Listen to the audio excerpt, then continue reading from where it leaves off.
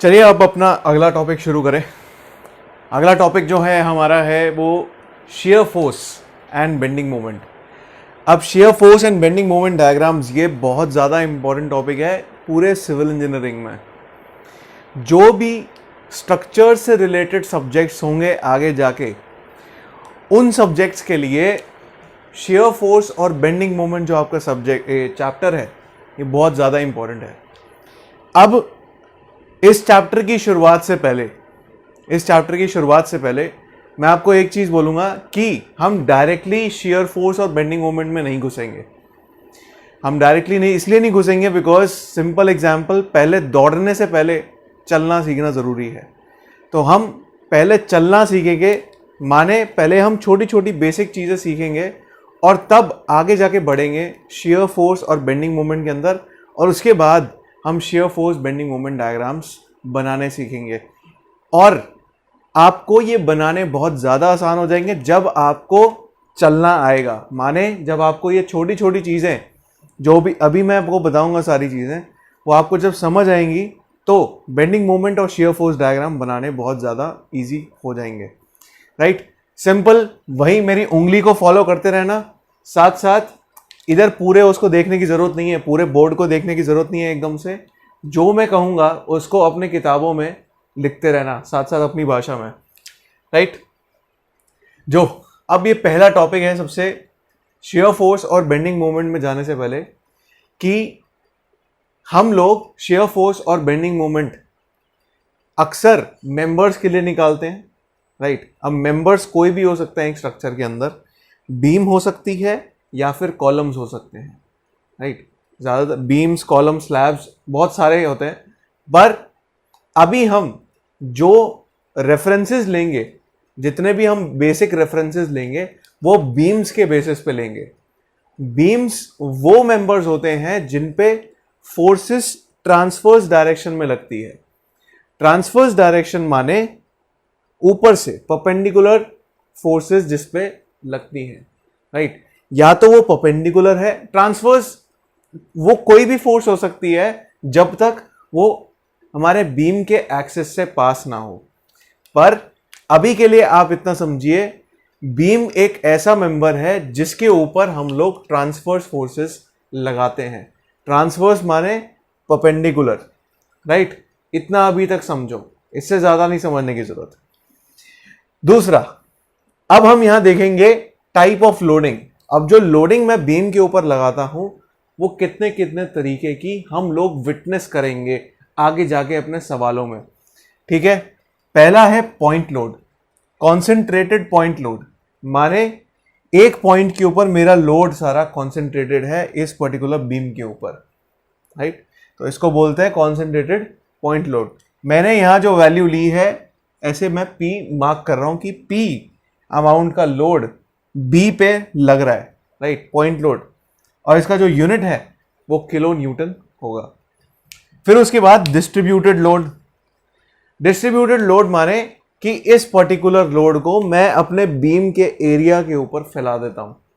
Right, पर उस फैलाने का मुझे अभी नहीं पता कि मैंने आर्बिट्रेरीली कहीं पे भी कोई भी पॉइंट लोड लगा दिया और उसको डिस्ट्रीब्यूट कर दिया, तो ये हो गया मेरा डिस्ट्रीब्यूटेड लोड इस पर्टिकुलर सेक्शन के अंदर। जैसे बी और सी के बीच में मैंने कोई पर्टिकुलर लोड डिस्ट्रीब्यूट कर दिया आर्बिट्रेरीली।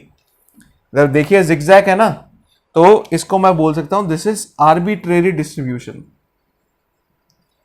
आर्बिट्रेरी डिस्ट्रीब्यूशन मतलब कोई ऑर्डर नहीं है इसमें, मैंने इसको ऐसे ही डिस्ट्रीब्यूट कर दिया ऊपर। बट अगर मैं इस डिस्ट्रीब्यूटेड लोड को एक ऑर्डर दे दूं तो उसमें सबसे पहला काइंड ऑफ लोड मेरा बनता है यूनिफॉर्मली डिस्ट्रीब्यूटेड लोड। माने अगर मैंने एक लोड को एक पर्टिकुलर लेंथ पे डिस्ट्रीब्यूट कर दिया, राइट, एक लोड को पर्टिकुलर लेंथ पे डिस्ट्रीब्यूट कर दिया और इस तरीके से डिस्ट्रीब्यूट किया कि हर पॉइंट पे उस लेंथ के अंदर वो मेरा लोड जो है वो यूनिफॉर्म है। माने इस पॉइंट पे भी W, इस पॉइंट पे भी W, इस पॉइंट पे भी W, इस पॉइंट पे भी W, इस पॉइंट पे भी W। राइट, इस तरीके से मैंने उसको यूनिफॉर्मली पूरी लेंथ पे डिस्ट्रीब्यूट कर दिया।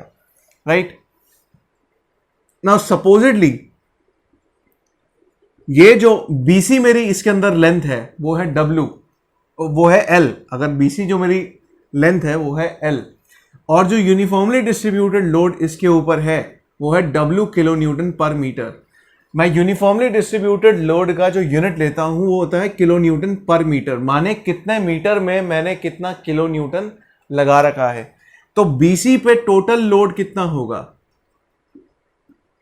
BC पे टोटल लोड होगा W इंटू L।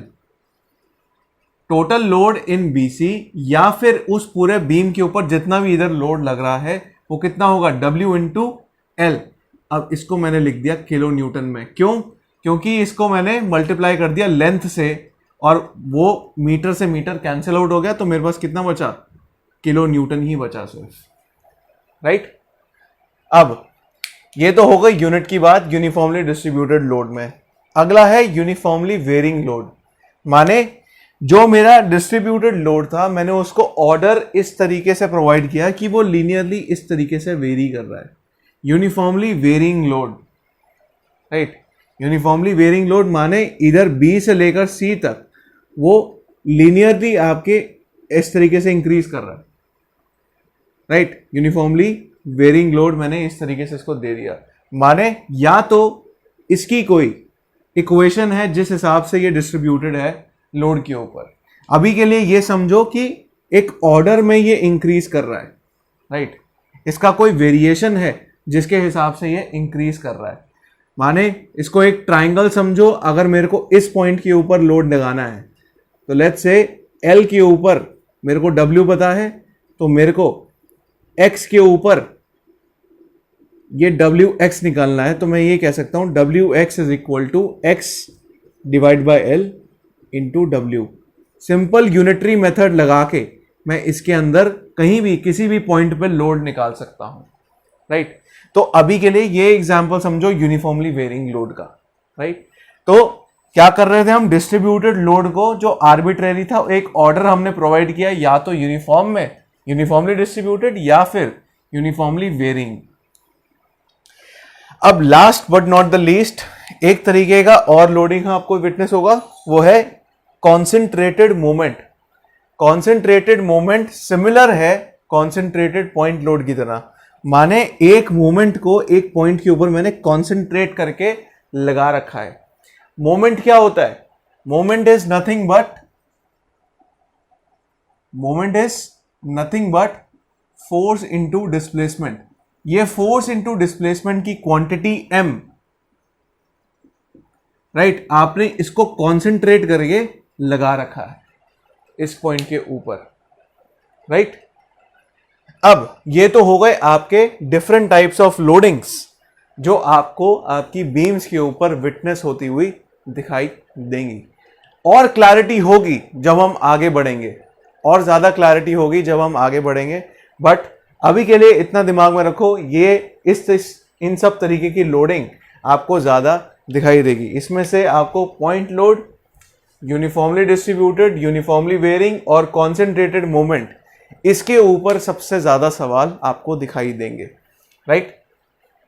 अब टाइप ऑफ लोडिंग समझ आ गई। आगे हम देखेंगे एक चीज और कि अगर मैं अपने 2D स्ट्रक्चर, अभी जो हम पढ़ाई कर रहे हैं ना, ये सारे 2 डायमेंशनल स्ट्रक्चर्स की कर रहे हैं। हम जो पढ़ाई कर रहे हैं वो 2 डायमेंशनल स्ट्रक्चर्स की कर रहे हैं। 3D में हमें घुसने की अभी जरूरत नहीं है, अभी घुसने की जरूरत नहीं है। जो हमें क्वेश्चंस दिखाई देंगे वो सारे 2 डायमेंशनल एनालिसिस पे बेस्ड है। अब 2 डायमेंशनल एनालिसिस के अंदर मैं ये कह सकता हूं, अगर मैं किसी भी मेंबर के ऊपर एक पॉइंट कंसिडर करूं तो वो पॉइंट 3 डायरेक्शंस में मूव कर सकता है, right. In 2D analysis number of movements possible at one point. अगर मैं किसी भी स्ट्रक्चर के ऊपर एक पॉइंट लूं, 2 डायमेंशनल स्ट्रक्चर के ऊपर एक पॉइंट लूं, तो वो पॉइंट 3 डायरेक्शंस में मूव कर सकता है। जैसे मैं आपको कहूं ये वो पॉइंट है जो मैंने यहां लिया, राइट। ये पॉइंट x डायरेक्शन में मूव कर सकता है, माने ट्रांसलेट कर सकता है, ट्रांसलेशन हो सकती है एक्स डायरेक्शन में, इसको अगर मैं चाहूं तो इस तरीके से मूव कर सकता हूं आगे, या फिर इसको वाई डायरेक्शन में मूव कर सकता हूं, माने ऊपर की तरफ मूव कर सकता हूं, राइट। और मैं चाहूं तो इसको इस पॉइंट के अबाउट रोटेट कर सकता हूं। बकायदे जो मेरी रोटेशन है वो है इस तरीके से, जो मेरा एक्सिस है, माने मैं right hand thumb rule use कर रहा हूं, मैं अपनी फिंगर्स को इस मोमेंट के अबाउट घुमा रहा हूं, तो जो मेरा एक्सिस आ रहा है वो परपेंडिकुलर है इस एक्स वाई प्लेन के। तो ये मोमेंट सिर्फ एग्जिस्ट करेगा पूरे हमारे एनालिसिस के अंदर, इसी तरीके का मोमेंट एग्जिस्ट करेगा। ये देखो, जो ये मेरा मोमेंट है, इसका जो एक्सिस है ये परपेंडिकुलर है, राइट, पूरे 2D स्ट्रक्चर के। यहां पे ये डायरेक्शन है तो परपेंडिकुलर है इस पूरे 2D स्ट्रक्चर के। तो सिर्फ इसी तरीके का मोमेंट हमारे इस पूरे एनालिसिस में एग्जिस्ट करेगा, जिसका एक्सिस परपेंडिकुलर है इस एक्स वाई प्लेन के। तो अब मैं समराइज करता हूं कि कितने तरीके की मूवमेंट्स पॉसिबल हैं एक 2D स्ट्रक्चर के अंदर। माने कौन सी है 2D एनालिसिस में कितनी पॉसिबल है? तीन में से 2 ट्रांसलेशंस हैं, 2 translations and 1 rotation. 2 translations and 1 rotation, 2 translation का, एक एक्स एक्सिस पे और एक वाई एक्सिस पे, और रोटेशन अबाउट जेड डायरेक्शन, माने जेड डायरेक्शन के अबाउट ऐसे रोटेशन। अब ये सिर्फ और सिर्फ एक थ्योरेटिकल कॉन्सेप्ट है आगे बढ़ने के लिए, ये इससे सवाल नहीं आएंगे, पर इसको समझना बहुत ज्यादा जरूरी है, राइट। पर ऐसा कुछ मुश्किल नहीं है जो इसमें समझ ना आए, इससे सवाल नहीं पूछेगा, पर सवालों को हल करने के लिए ये आपको इसकी जरूरत पड़ेगी, राइट। तो आप ये सारी चीजें अभी नोट डाउन कर लीजिए, फिर उसके बाद हम आगे थोड़े से और चीजें समझेंगे। बकायदे ये याद रखना, अभी हम सिर्फ चलना सीख रहे हैं। दौड़ने के लिए हमारा जो फाइनल गोल है वो है shear force bending moment diagrams बनाना, SFD और BMD बनाना, राइट। ये हमारा फाइनल गोल है। तो अभी हम सिर्फ चलना सीख रहे हैं, अभी हम सिर्फ बेसिक्स देख रहे हैं, क्या चीजों से हम SFD BMD अप्रोच करेंगे, राइट। तो अभी आप इसको नोट डाउन कर लीजिए। नेक्स्ट है टाइप्स ऑफ सपोर्ट्स। अब सपोर्ट क्या है?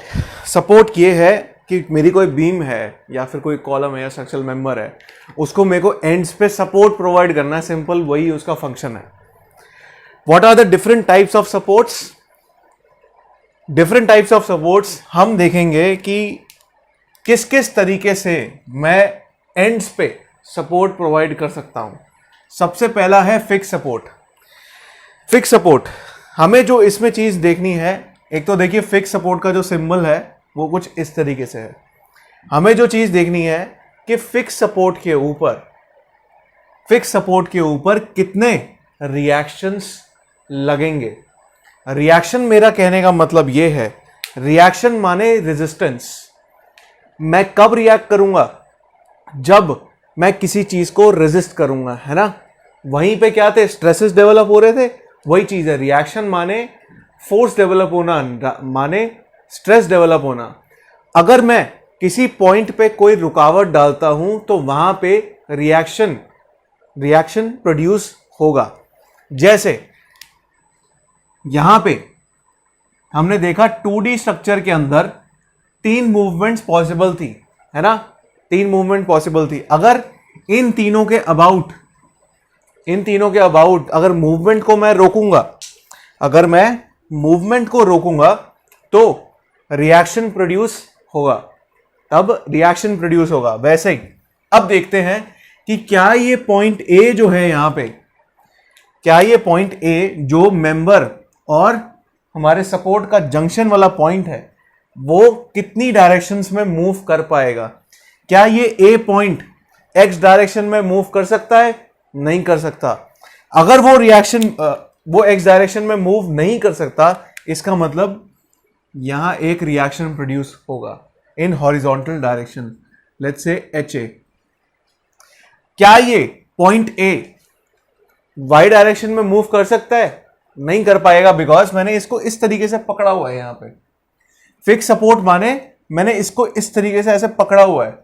अब अगर ये नहीं मूव कर सकता तो यहां पे भी वाई डायरेक्शन में आपको दिखाई देगा रिएक्शन, वाई डायरेक्शन में रिएक्शन दिखाई देगा। Let's say this is vertical reaction V A.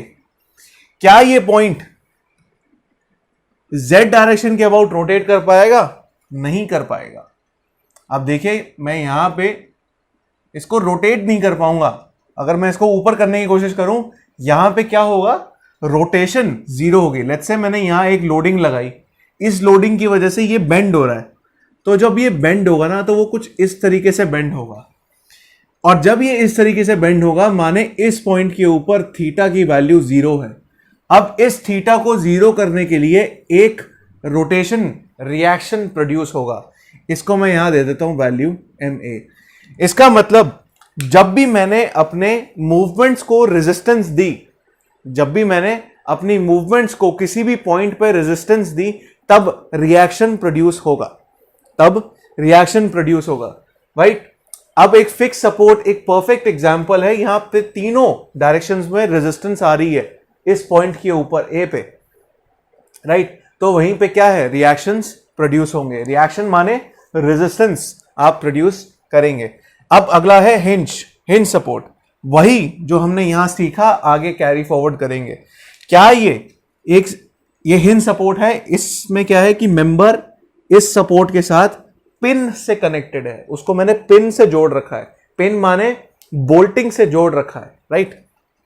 अब अगर मैंने इसको इधर जोड़ रखा है ऐसे, क्या ये पॉइंट ए एक्स डायरेक्शन में मूव कर सकता है? नहीं कर पाएगा।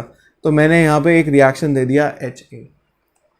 क्या ये पॉइंट वाई डायरेक्शन में मूव कर पाएगा? नहीं कर पाएगा। तो मैंने एक और रिएक्शन दे दिया वी ए, राइट। अब अगर मैंने यहां अगेन लोडिंग लगाई, अगर मैंने यहां लोडिंग लगाई, किसी भी तरीके की लोडिंग लगाई जो हमने देखी पीछे, क्या ये पॉइंट इधर रोटेट कर पाएगा? हां, ये रोटेट कर पाएगा। तो जब यहां पे रोटेशन पॉसिबल है, ये इस तरीके की रोटेशन पॉसिबल है इस जॉइंट के ऊपर, तो मूवमेंट जब पॉसिबल है तो रिएक्शन होगा? नहीं होगा।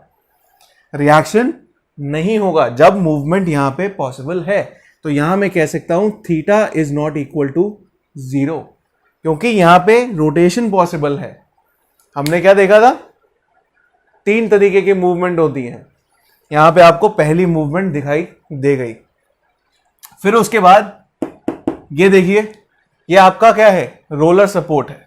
रोलर सपोर्ट माने कि सेम इसी हिंज सपोर्ट को मैंने नीचे रोलर्स प्रोवाइड कर दिए हैं, नीचे रोलर्स प्रोवाइड कर दिए हैं। क्या ये पॉइंट ए एक्स डायरेक्शन में मूव करेगा? हां, ये कर सकता है। तो अगर ये मूव कर सकता है एक्स डायरेक्शन में, मतलब मेरे पास कोई रुकावट नहीं है, तो यहां कोई रिएक्शन नहीं। अगर ये वाई डायरेक्शन में मूव कर रहा है, इसका मतलब वहां पे मूव नहीं कर पा रहा है ये वाई डायरेक्शन में, तो यहां एक रिएक्शन मिलेगा। अगर मैंने यहां रोडिंग लगा रखी है, तो क्या ये पॉइंट रोटेट करेगा? हां, ये रोटेट कर पाएगा। तो अगर ये रोटेशन भी पॉसिबल है, इसको रोकने के लिए कोई फोर्स नहीं लगेगी, इसका मतलब यहां पे भी theta not equal to zero है, तो मेरे को यहां रोटेशन नहीं लगेगी। तो यहां पे सिर्फ और सिर्फ एक ही reaction, only one reaction, right.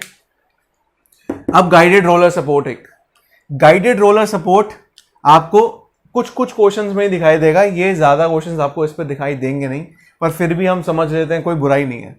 Guided roller support ये है कि ये एक तरीके का फिक्स सपोर्ट ही है, बट यहां पे क्या किया मैंने, एक इन तीनों में से फोर्सेस जो लग रही हैं या रिएक्शंस हैं उसको रिलीज कर दिया। मैंने इधर क्या करा, वाई डायरेक्शन में ये वाली फोर्स को रिलीज कर दिया, माने इधर पॉसिबल करा दी मूवमेंट्स। तो ऑब्वियसली बची कितनी मेरे पास, दो बची, ये वाली दो बची मेरे पास, रिएक्शंस बचे, राइट। तो ये वाई में मैंने मूवमेंट पॉसिबल कर दी, तो यहां से रिएक्शन हट गया। वैसे ही अगर एक और तरीके का गाइडेड रोलर सपोर्ट देखूं तो वो कुछ इस तरीके का भी होता है एक।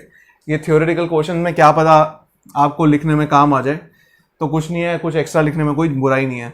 तो वही चीज है, यहां पे अगर मैंने एक सपोर्ट लिया तो इसमें से मैंने अब क्या किया, हॉरिजॉन्टल ये वाली फोर्स रिलीज कर दी,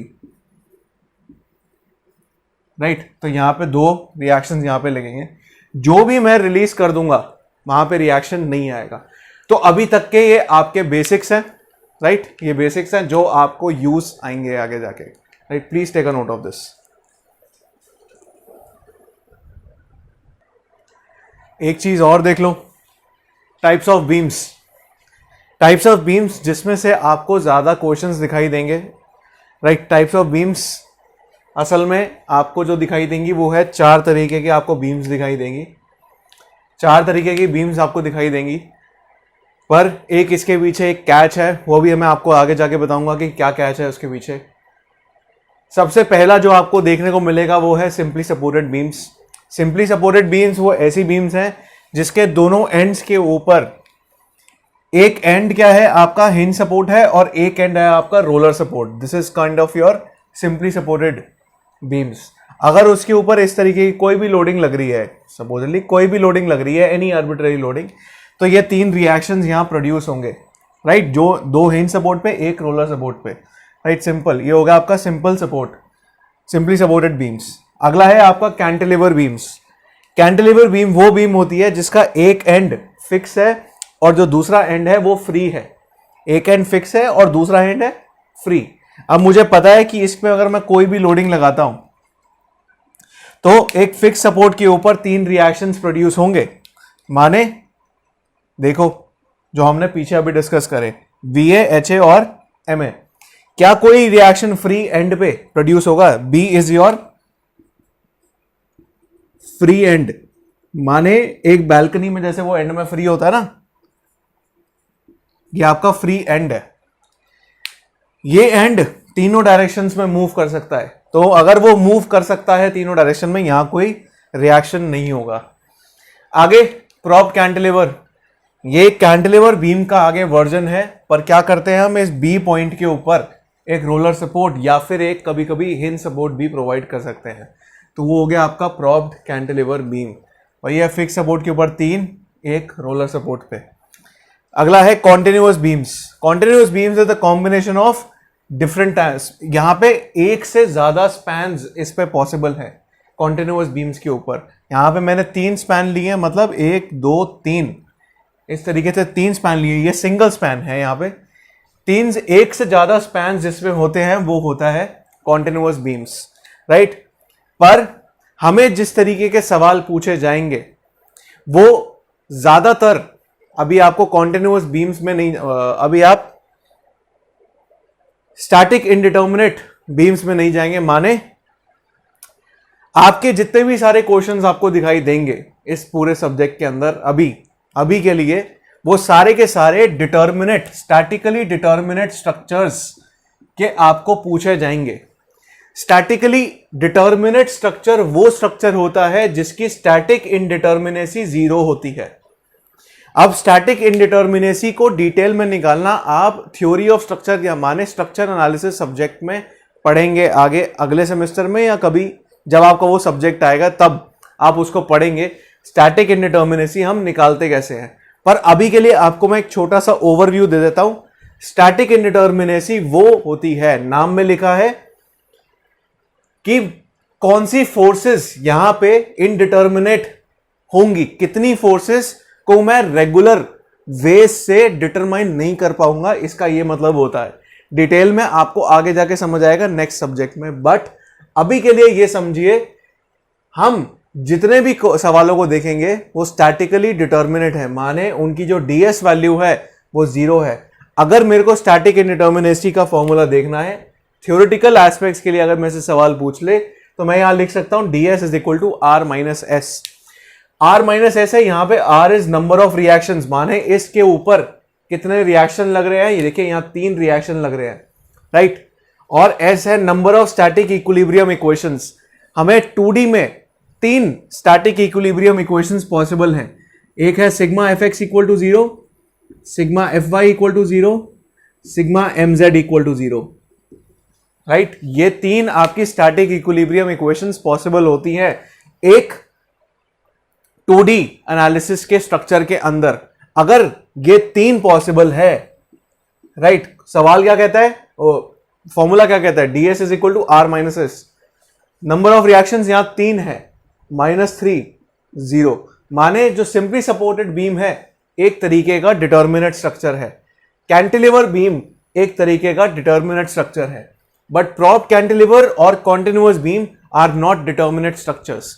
तो आपको इसके सवाल नहीं दिखाई देंगे, मतलब हमें जो SFD BMD बनाना होगा ज्यादातर आपको सिंपली सपोर्टेड बीम्स मिलेंगे और कैंटिलीवर बीम्स मिलेंगे, राइट, ज्यादातर आपको यही 2 मिलेंगे सवाल, और इसी के बेसिस पे ही हम आगे मूव फॉरवर्ड करेंगे। अब आप इसको नोट डाउन कर सकते हैं।